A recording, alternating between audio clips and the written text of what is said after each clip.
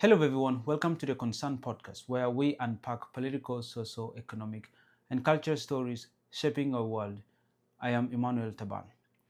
Now, last night, the presidential candidates for the Uganda 2026 general elections had a presidential debate last night, held at Serena Hotel in Kampala. Majority of the presidential candidates turned up, except a few. Robert Kyagulanyi of National Unity Platform was present. Mugisa Muntu of Alliance for National Transformation was present. Nandala Mafabi of Forum for Democratic Change, FDC, was present, and other candidates as well. And Museveni and I think a couple did not turn up for it. They skipped that debate. And I was told he was actually participating in another podcast hosted by some Gen Zs called Unstoppable Uganda kind of stuff. And he was not present there. And when I watched that debate, I felt that Robert Kyagulanyi of National Unity Platform stood out in that debate. I mean, he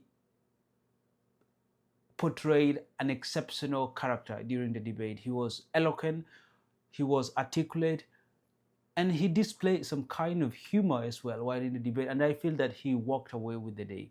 He was exceptional. So in this video, I just want to take you through some of his moments, some of Robert Kyagulanyi's moments during the debate and what he said and what I think outstanding out of everything that he spoke during that debate. And number one thing that I want us to look at is on realization that Museveni was absent during the presidential debate. This is what Robert Kyagulanyi had to say about it. I really hoped to meet General Museveni here so I could publicly face him and hear what more lies he has to tell us after 40 years. To hear from him straight the gains he's protecting. Is he protecting the potholes? Is he protecting the rotten hospitals? Is he protecting the broken down schools, the broken down infrastructure? Is he protecting his power and right to torture citizens? I had always wanted to hear that, not privately but publicly from General Museveni. Anyway, it's all right that he's not here because he's in the past and we are discussing the future of our country. So I'm very glad and I hope to share ideas and to teach and learn from these our colleagues. But of course, I must assert it that the people of Uganda, especially the young generation, the new generation that I largely represent, is committed to changing their country and to taking back the right to determine their destiny. I am ready and committed to lead the charge to change Uganda, so help us the Almighty God. That was very, very articulate, and I think so many people actually applauded him for that. He was very articulate, and it seems like he just knew what he was speaking about. Very, very, very good one there. And the second moment that actually I feel it stood out during that debate for Robert Kyagulanyi was when he was asked about the security and the military of the country and how he would want it to operate. And this is what he had to say about the security and the military of the country. The current constitution is to the effect that the UPDF shall be non-partisan, the UPDF shall be national in character, and the UPDF shall be subordinate to civilian authority. Unfortunately, that law is nothing more than the paper on which it's written. Now, the UPDF is reduced to a tool of oppression. It has been said before that there are no bad soldiers, there are only bad commanders. And the statement is true with the UPDF, because now you will notice that the problem begins with the appointments. The appointments are done according to relationship and sadly according to DNA. You have seen police officers, military officers coming out to make political statements against the law and nothing happens. You saw Brigadier Koldo Kidi. You have seen General Museveni's son making political statements and nothing has happened, and the list is endless. Our plan for the military, first and foremost, because they are desperate as well, they need to be paid right in order for the right thing to be demanded of them. And we've made it clear as a national unity platform that we shall ensure that our men and women in uniform, both in the UPDF and police, are well paid, and they will be demanded to respect the people of Uganda. There should be a strict code of conduct. Recruitment and promotion shall be done on merit.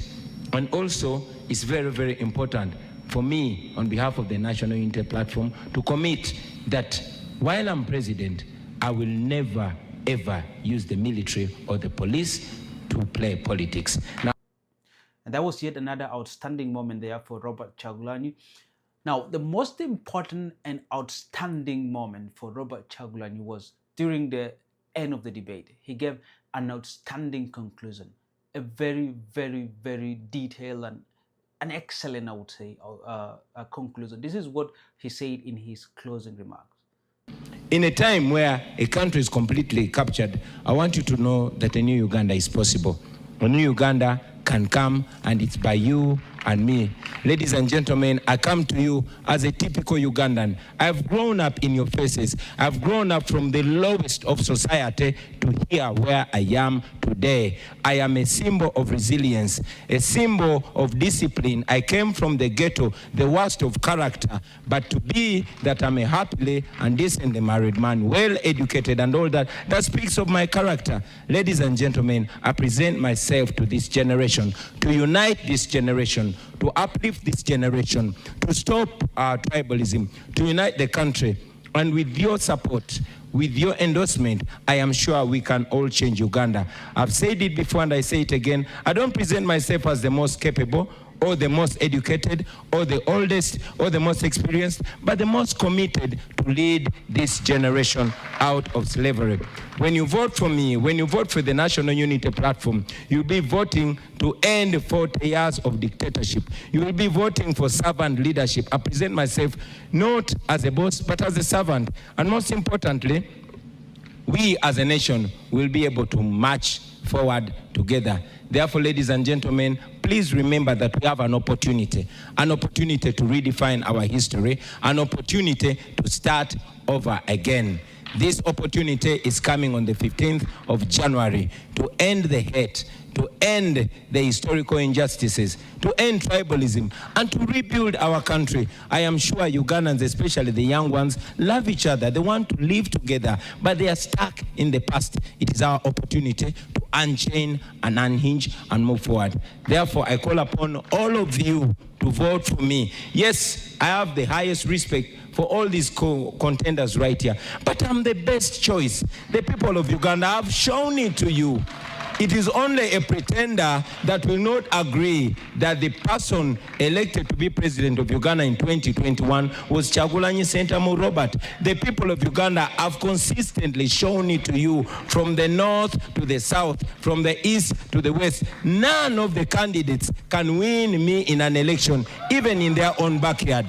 Therefore, I might fail to convince them to join the winning team. But you, the people of Uganda, have always taken a lead. You have led us. Please lead us. Let us liberate our country, and forever we shall end this slavery. I thank you for God and my country.